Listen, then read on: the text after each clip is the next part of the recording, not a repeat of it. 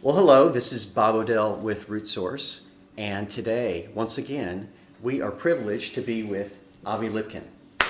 Good to be back. Actually, good to have you back. Thank you. I guess we are back here in Kedar, Yes. where you live, down in the Judean desert, Right. a few miles from Jerusalem. Avi, we're recording this just after Trump's visit to Israel, and there's so much to talk about in the last few months. Before we jump into the specifics, I just want to confirm something with you. Do you stand by the principles of Genesis 12:3? Absolutely correct. Yes.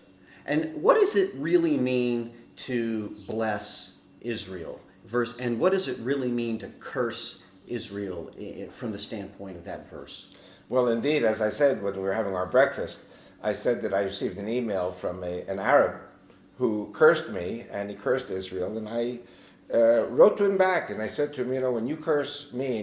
Wait, an Arab just wrote you an email out of the blue? Oh, I get emails Okay. from Arabs all the time. Okay.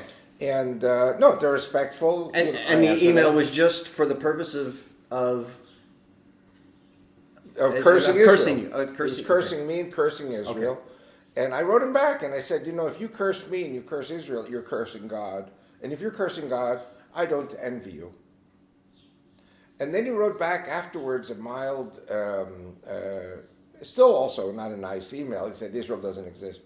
And I said to him, I said to him, Israel really is the only country in the world, the Jews are the only people in the world who love the Arabs, the Palestinians. We work with them, we live with them, we eat and drink with them, we share family occasions with them. And many people don't know that. And we are the only ones who really love the Palestinian Arabs. Nobody else in the Arab world likes them. By the way, another thing we didn't say before is that, 20, 30 years ago... By the way, what did he do? What was the response to that? To that, there was no response. Well? Maybe he's thinking. As Christians would say, and I'm not a Christian, but as Christians would say, I don't want him to go to hell. I don't want anyone to go to hell, Right. But it's up to each individual person to make their own decision. Anyway, what I wanted to say was, I remember decades ago, I've been here 50 years, that in Jordan, 2 days of the week, they had water in their taps. 5 days a week, there was no water in Jordan. Yes. When they made peace with Israel, as a result of the peace agreement, Israel supplies Jordan with all its water needs. So today, Jordan has water 24/7. Israel basically provides all the water needs from our Sea of Galilee, but not only Sea of Galilee, also from the water desalination plants. And actually today, Israel drinks 70% of its water as desalinated seawater. Right. The downside is you have to take magnesium and calcium supplements to replace what you don't get naturally. But even the 1.6 million Syrian refugees in Jordan, they drink Israeli water too. Oh, really? Israel has provided for all of them. And nobody talks about what Israel has done. Israel has done a pretty good job at blessing the nations. Because Jordan blessed Israel with a peace agreement. So Jordan is receiving some blessing. So this idea of blessing and cursing, it's really easy in theory, but it seems like there's cases where two things happen at the same time. One is sort of positive and one is sort of negative. Let's talk about Putin. In early April, he surprised the Israelis, it seems like, by issuing a statement that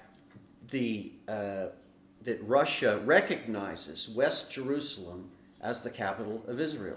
I mean, so taking that at face value, that sounds wonderful. In fact, they're the first nation in the world to have said this. But in the next sentence, they also recognized East Jerusalem as the capital of Palestine.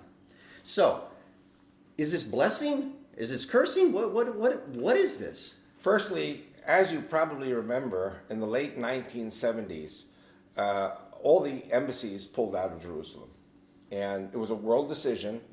And the only embassy that was then established was the International Christian Embassy of Jerusalem, which was a group of Christian evangelicals Right. from all over the world. Right.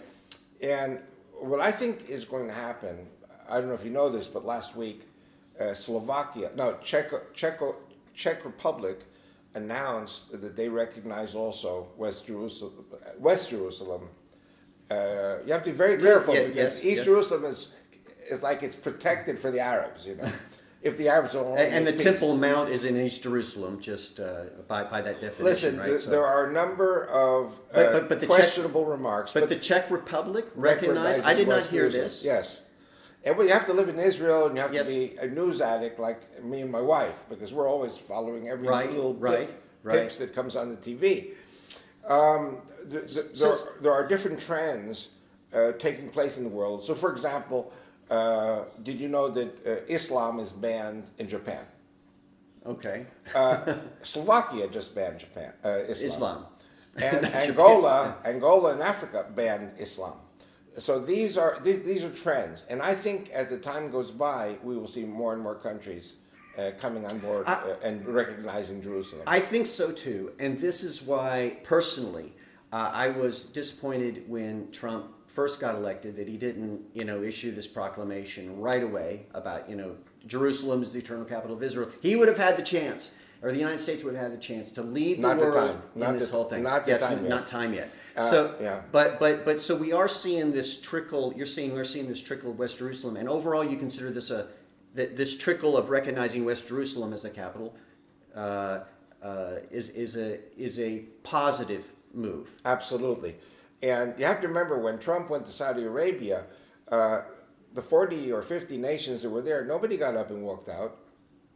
And he said some very challenging things to the Islamic world, the Arab world. Nobody protested and got up and walked out. Yes. So, I think that things we have never been in a better situation than now. Well, when we come back, I'm going to ask Avi about Trump and his recent visit to Israel. So stay with us and join us in the next segment. Until then, shalom.